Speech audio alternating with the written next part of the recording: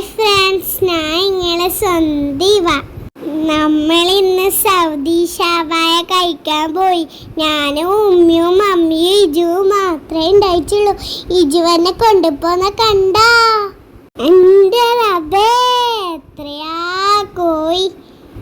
കുറേ കോയി തിരിയുന്നുണ്ടായിന്, കുറേ ആളുണ്ടായിന്.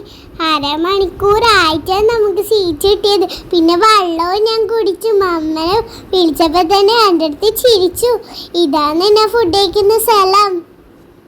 നമ്മൾ പെരി പെരി ഷവായ ഓർഡർ ആക്കിയത്, അതൊന്നും വന്നിട്ട് ഉണ്ടായിന്. പക്ഷെ എന്നാലും നമുക്ക് പ്ലേറ്റും വെള്ളമെല്ലാം കിട്ടി. അതുകൊണ്ട് ഞാൻ തുടച്ച് എനിക്ക് നമ്മളെ ഫുഡ് എത്തിയപ്പോഴത്തേക്കിനെ പൊരിച്ച കോയി, പിന്നെ അതിൻ്റെ മുകളിലൊരു ചപ്പാത്തി ഇട്ടിട്ടുണ്ട്.